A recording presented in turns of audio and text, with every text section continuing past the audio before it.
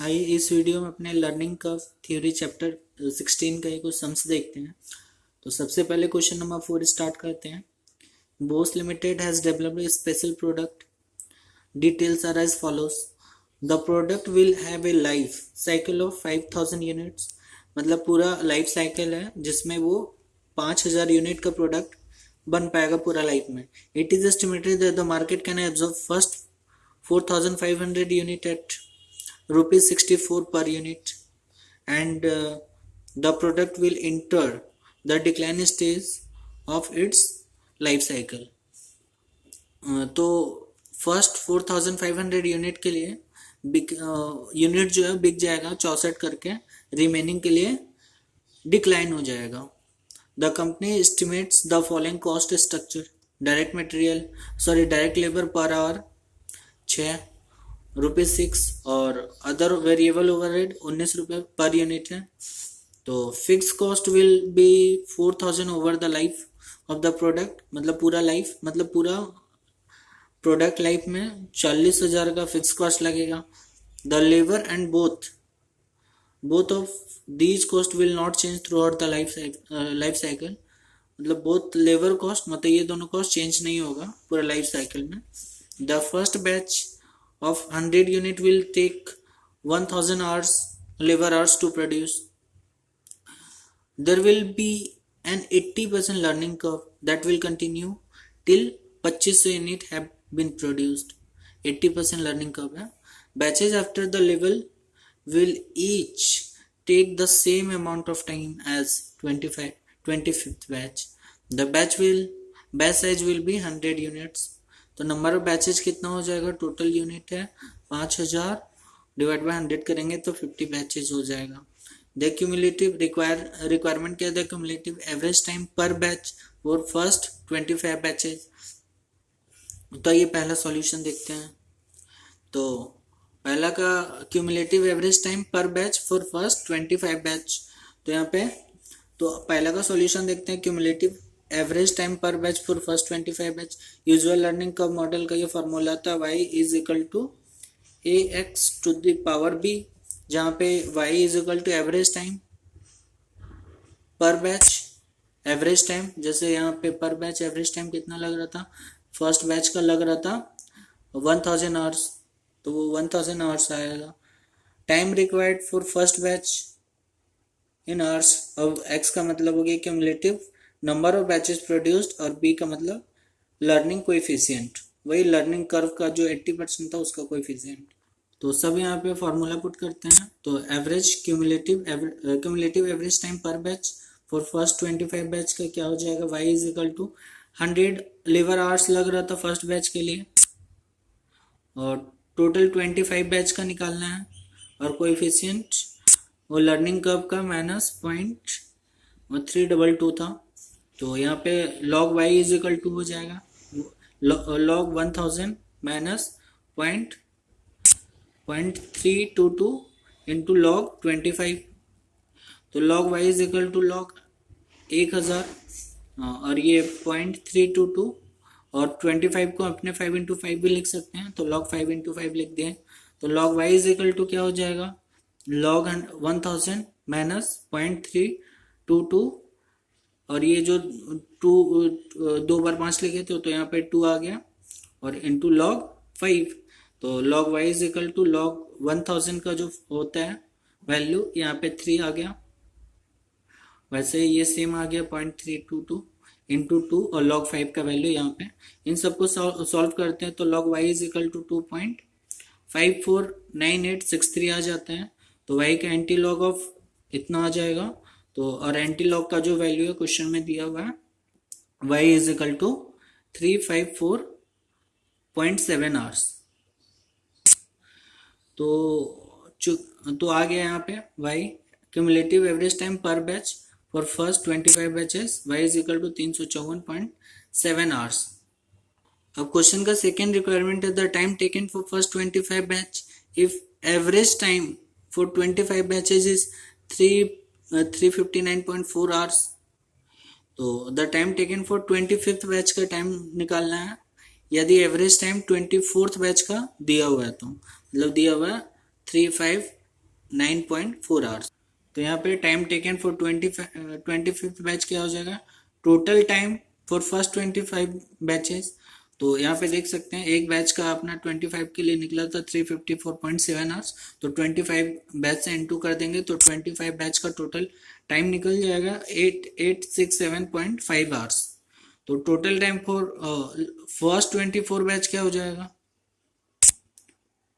ये तो दिया हुआ था क्वेश्चन में, दिया हुआ था 359.4 आवर्स। तो इंटू 24 बैच कर देंगे तो यहाँ पे 8625.60 आवर्स हो जाएगा।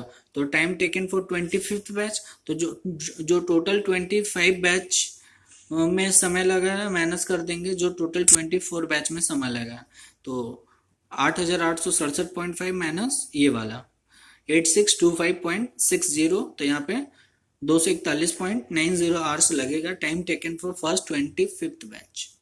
और ये क्वेश्चन का थर्ड रिक्वायरमेंट क्या है, average selling price of the final 5000 units will allow the company to earn total profit of 8000 from the product. तो एवरेज सेलिंग प्राइस निकालना है जब कंपनी कमाता है उस प्रोडक्ट से 80,000, ठीक है, वो प्रॉफिट रहेगा। तो एवरेज सेलिंग प्राइस क्या होगा, फाइनल प्रोडक्ट 500 यूनिट्स का, 500 यूनिट जहाँ पे डिक्लाइन स्टेज वाला का एवरेज सेलिंग प्राइस निकालना है पर यूनिट। तो यहाँ पे average selling price of final 500 units का क्या हो जाएगा, direct labour hours.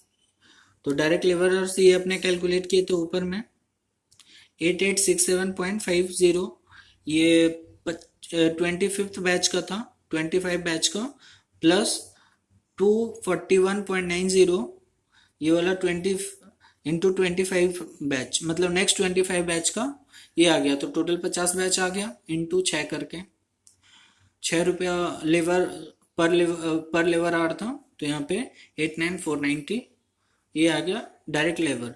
Other variable cost यहाँ पे 19 रुपये पर यूनिट दिया हुआ था, टोटल 5000 यूनिट, तो यहाँ पे 95,000 आ जाएगा। वेरिएबल और फिक्स कॉस्ट दिया हुआ था 40,000 क्वेश्चन में, तो ये टोटल लाइफ साइकिल कॉस्ट आ जाएगा मेरा, डायरेक्ट लेबर का कॉस्ट, अदर वेरिएबल कॉस्ट और फिक्स कॉस्ट 2,24,490 रुपया।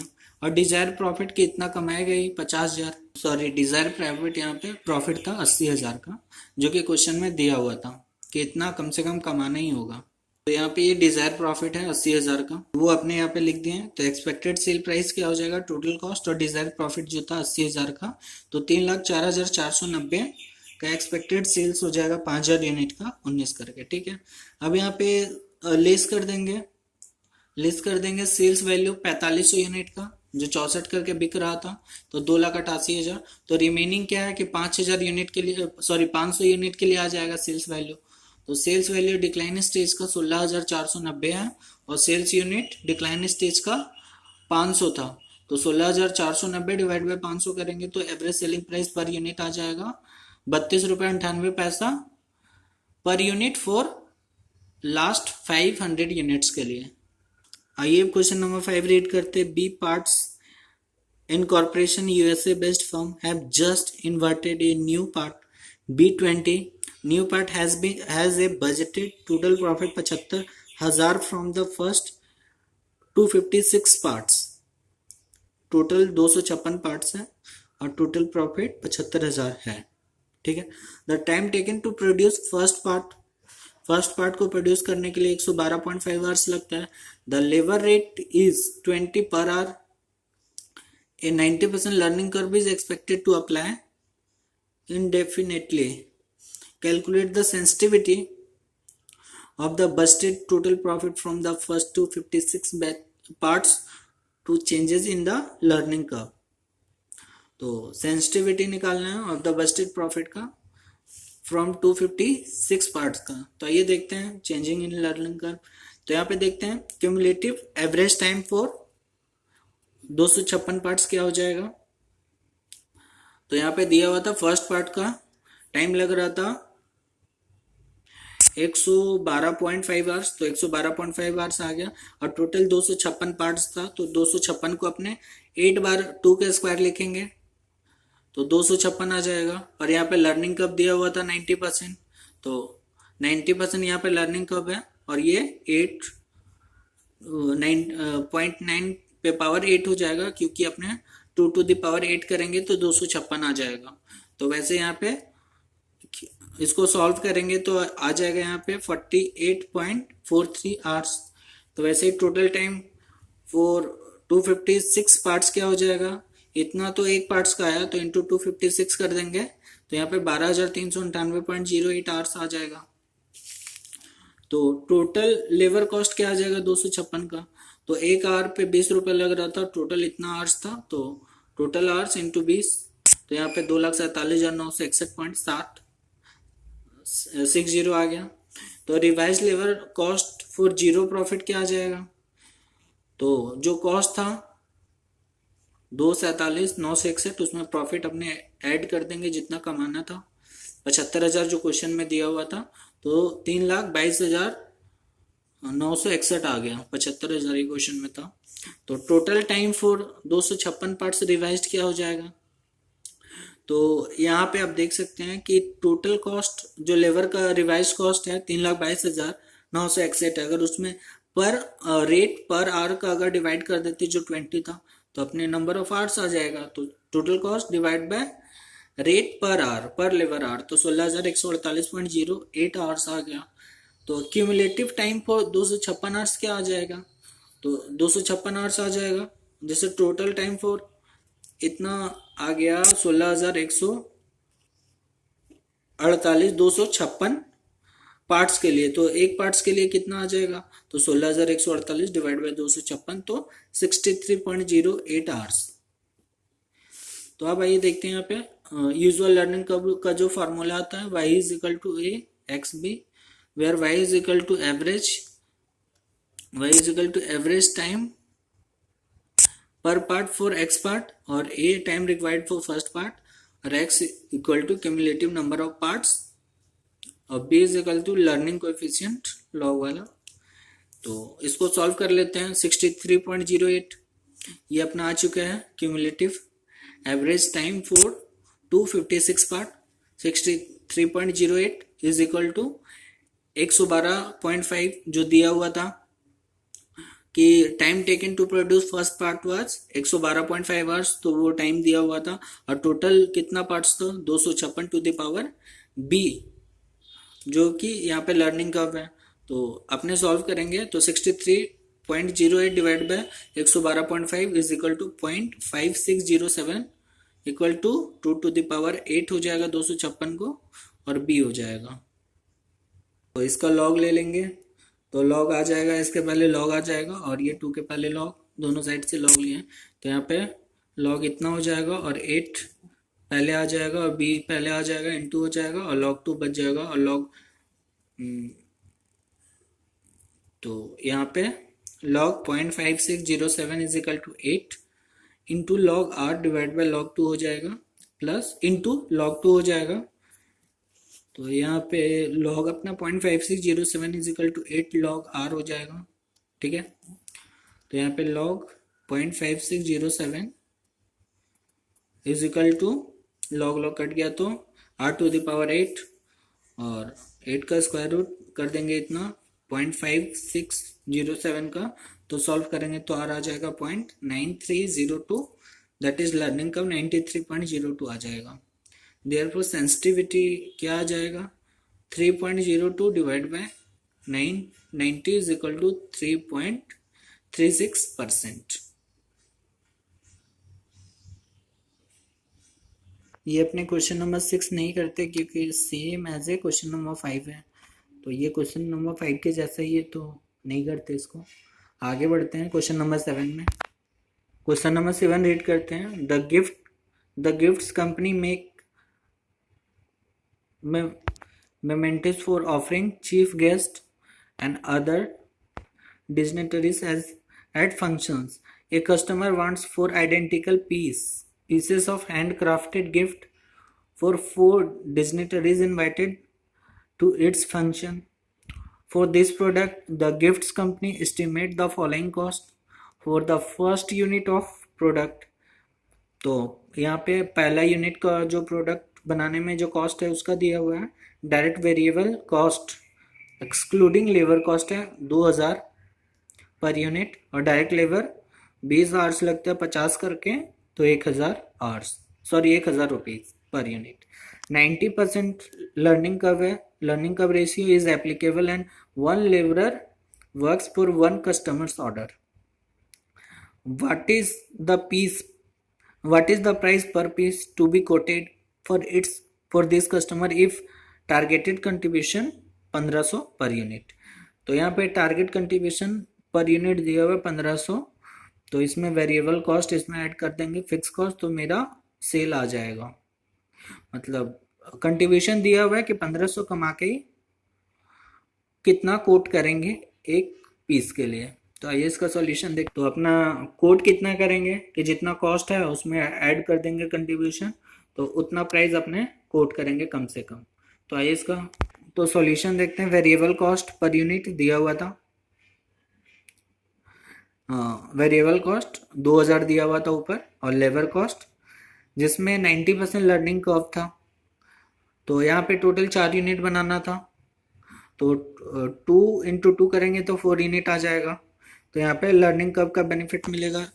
तो लर्निंग कर्व यहाँ पे कैसे अप्लाई होगा, 1000 कॉस्ट था इंटू 0.9 का स्क्वायर, या फिर 0.9 को 2 बार भी इंटू कर सकते हैं। तो 1000 इंटू 0.9 इंटू 0.9 करेंगे तो 810 आ जाएगा। इंटू 0.9 इंटू 0.9 इसीलिए किए क्योंकि 2 टू द पावर 4 यूनिट्स हो जाता है, तो 2 बार पावर, तो इसलिए यहाँ पे 2 बार 0.9 इंटू 0.9 किया तो 810 आ गया। और टारगेट कंट्रीब्यूशन था इक्वेशन में 1500, तो total price to be quoted in तीनों को ऐड कर देंगे तो 4310 आ जाएगा। तो आइए अब क्वेश्चन नंबर 2 रिक्वायरमेंट 2 का आंसर देखते हैं। If 4 different labourers are made for 4 products simultaneously to ensure the faster delivery to the customer, can the price at जो पहले वाले पार्ट में किए थे above to be quoted and why? No, company cannot quote this price for varying product because the learning curve ratio does not apply to non repeated job.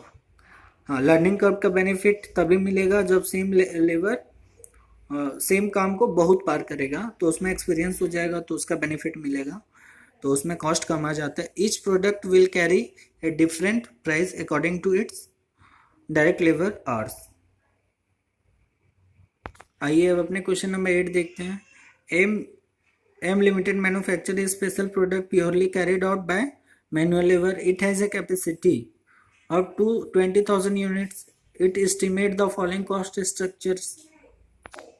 Structure. Direct labour यहाँ पे दिया हुआ per unit 30 रुपये करके, direct material दिया हुआ है 30 रुपये पर यूनिट, डायरेक्ट लेबर दिया हुआ 20 रुपये पर लेबर आवर, और वेरिएबल ओवरहेड दिया हुआ ₹10 per unit. Fixed overhead at maximum capacity 1,50,000 unit है।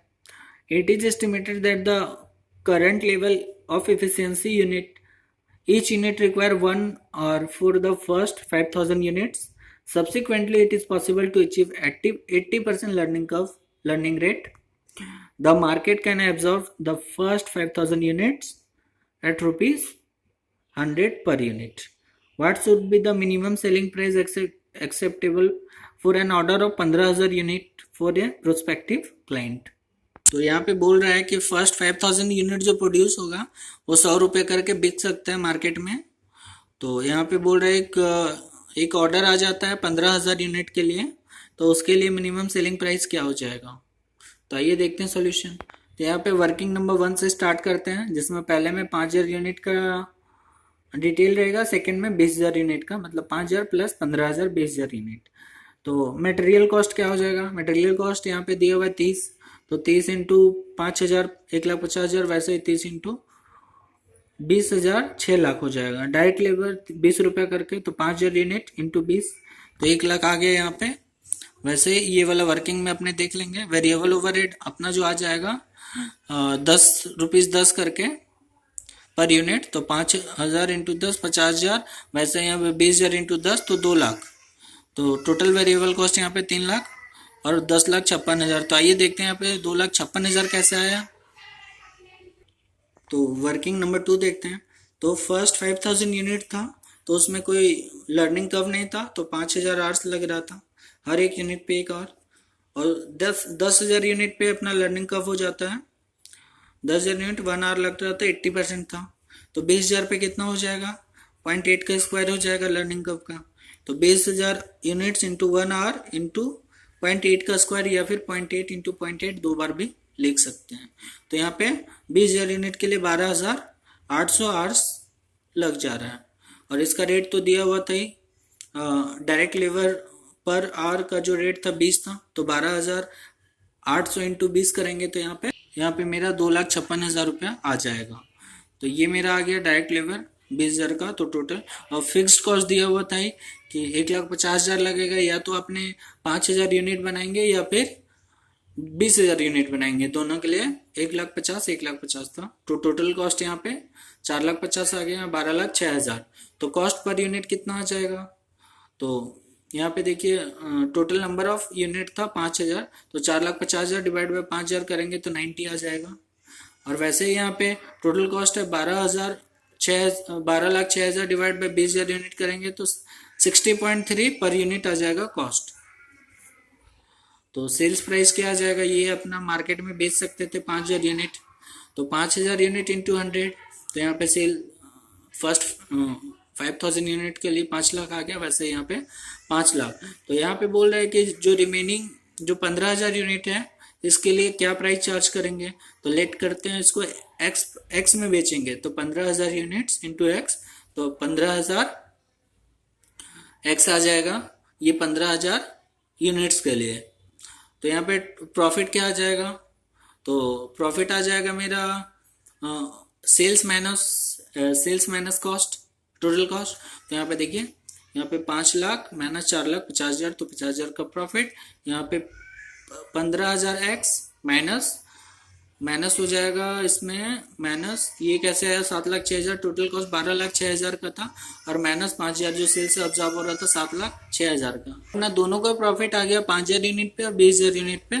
5,000 पे 50,000 आया, 20,000 यूनिट पे 15,000 एक्स माइनस 7,06,000 का प्रॉफिट आ गया।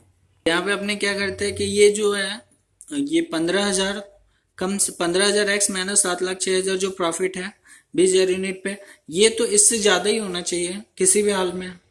जब अपने ज्यादा यूनिट बनाएंगे तो ज्यादा प्रॉफिट होना ही चाहिए। तो आइए वर्किंग नंबर 3 में देखते हैं।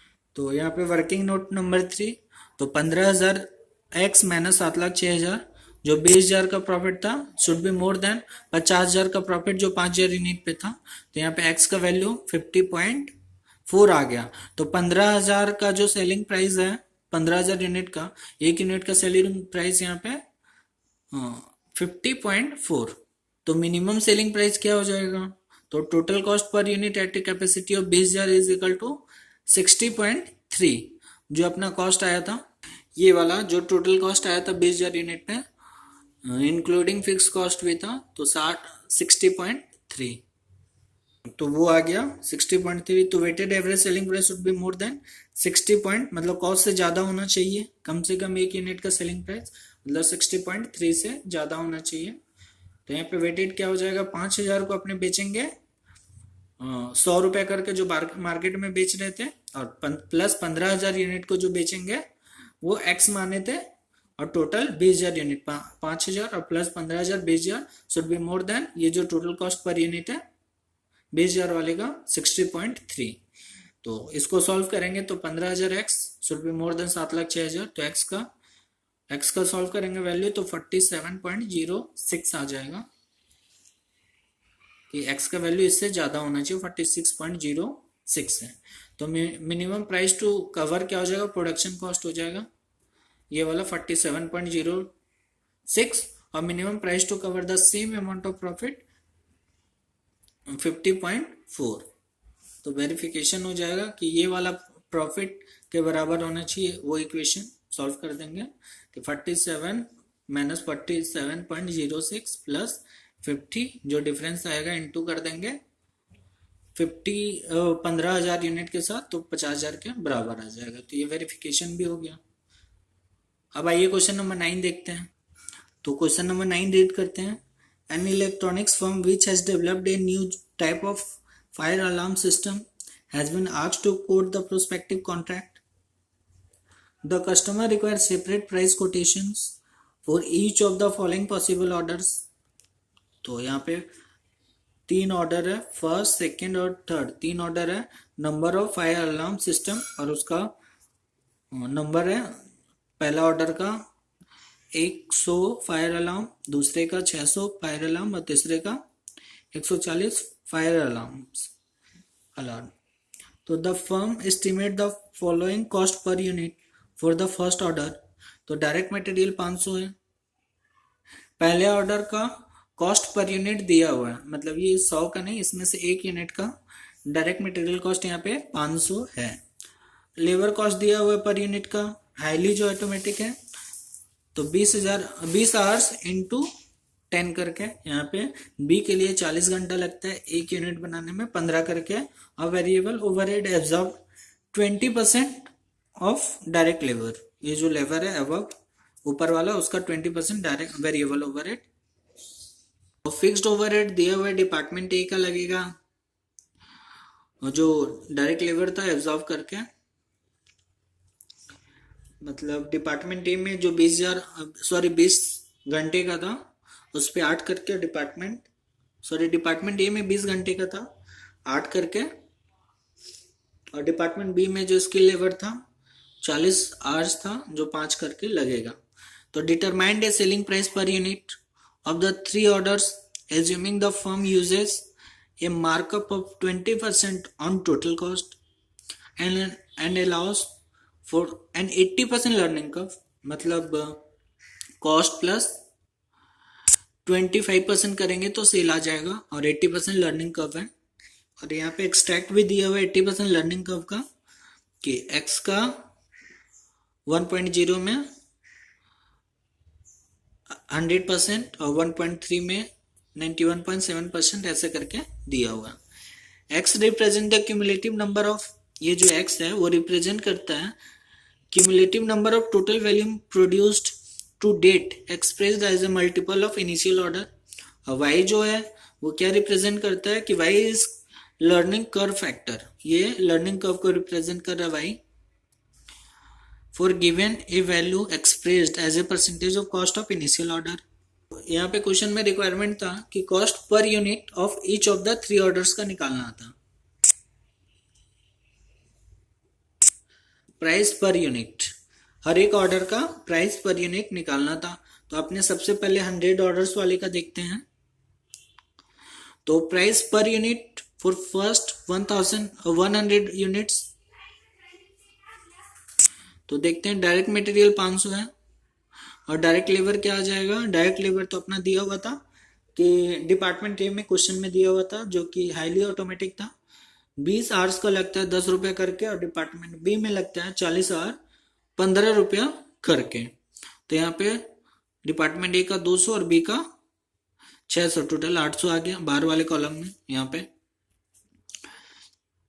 वैसे फिक्स्ड ओवरहेड भी दिया और ये वेरिएबल ओवरहेड दिया होता 20% ऑफ ये लेबर कॉस्ट, मतलब 800 का 20%, यहाँ पे 160 आ गया. वैसे ही फिक्स्ड ओवरहेड दिया हुआ था कि 8 रुपए करके डिपार्टमेंट ए वाले पे, तो ए में 20 घंटे का लग रहा था 8 करके 160 आ गया, और बी में 40 घंटे का लग रहा था 5 रुपए करके, तो यहाँ पे 200, 160 प्लस 200 यहाँ पे 360 आ गया. तो direct material, direct labour, variable overhead plus fixed overhead, तो टोटल यहाँ पे 1820 आ गया. और प्रॉफिट क्या था, मार्कअप 20% ऑन कॉस्ट था, तो यहाँ पे 1820 का 25% ऑन कॉस्ट, मतलब 1820 इंटू 25% 455. तो सेलिंग प्राइस पर यूनिट आ गया 2275 रुपया. Price per unit for first 100 units का जो ऑर्डर आता है उस पर. तो यहाँ पे पहले का आ गया आंसर. जो सेकेंड ऑर्डर था क्वेश्चन में वो 60 यूनिट का आ रहा था, तो ये उसका देखते हैं. इसमें लर्निंग कर्व का बेनिफिट मिलेगा, क्यों? क्योंकि जो वर्कर फर्स्ट वाले ऑर्डर में काम किया वो सेकेंड वाले में काम करेगा, तो उसमें टाइम कम लगेगा. तो इसमें लर्निंग कर्व दिया हुआ है 80%. तो learning curve will be applicable only in department B. Department B में ही, क्यों? क्योंकि डिपार्टमेंट बी में स्किल लेबर है, तो इसीलिए उसमें, और उसमें तो ऑटोमेटिक है, तो उसमें लर्निंग कर्व एप्लीकेबल नहीं होगा डिपार्टमेंट ए में। तो क्यूमुलेटिव आउटपुट बिकम्स कितना हो जाएगा, 100 यूनिट जो पहला ऑर्डर का था, 60 यूनिट ये सेकेंड वाले ऑर्डर का, तो टोटल 160 यूनिट आ जाएगा। तो 1.6 time for which learning curve is 86.1% from the table. Table में दिया हुआ था, यहाँ पे आइए देखते हैं, यहाँ पे देख सकते हैं 1.6 का 86.1% लर्निंग कर्व था, तो यहाँ पे आ गया 86.1% टेबल से। टोटल आवर्स फॉर 160 यूनिट कितना आ जाएगा, 5510.4 आवर्स। तो कैसे, 160 यूनिट था और डिपार्टमेंट बी में 40 घंटे का समय लग रहा था पर यूनिट को बनाने के लिए, और लर्निंग कब था 0.861। तो यहाँ पे total hours for 160 unit 5510 hours लग गया। तो hours for hours for 60 unit कितना आ जाएगा, तो hours for 160 unit minus hours for 100 unit. Total 160 unit में जो टाइम लग रहा था उसमें से 100 यूनिट में जो टाइम लग रहा है वो माइनस कर देंगे, तो यहाँ पे 60 यूनिट में जो टाइम लग रहा है वो मिल जाएगा। तो अपना 160 यूनिट में टाइम लग रहा था ऊपर निकाले थे 5510.4 माइनस जो 100 यूनिट में टाइम लग रहा था, पहले वाले जो 100 यूनिट बना रहे थे उसको 40 करके लग रहा था, 40 आवर्स करके, तो 4000। तो 60 यूनिट में टाइम 1510.4 आवर्स लग गया। तो ये तो 60 यूनिट में लगा, तो डिवाइड बाय 60 कर देंगे, तो पर यूनिट जो टाइम लगा सेकेंड ऑर्डर में, मतलब 60 यूनिट वाले में, वो 25.17 आवर्स। तो कैलकुलेशन ऑफ सेलिंग प्राइस क्या आ जाएगा यहाँ पे, डायरेक्ट मटेरियल कॉस्ट यहाँ पे पर यूनिट का दिया हुआ था 500, और department direct labour department A में लर्निंग कर्व का इफेक्ट नहीं लिए थे तो वो सेम आ गया 20 आवर्स इंटू 10 करके, जो क्वेश्चन में दिया हुआ था 200, और डिपार्टमेंट बी में इसमें लर्निंग कर्व का बेनिफिट मिल रहा था 25.17 आवर्स, और 15 पर आवर दिया हुआ था क्वेश्चन में, तो यहाँ पे 377.55, इन दोनों को ऐड करेंगे तो 577.55 आ जाता है। और वेरिएबल ओवरहेड ये डायरेक्ट लेबर कॉस्ट था 577.55, इसका 20% 115.51 आ जाता है।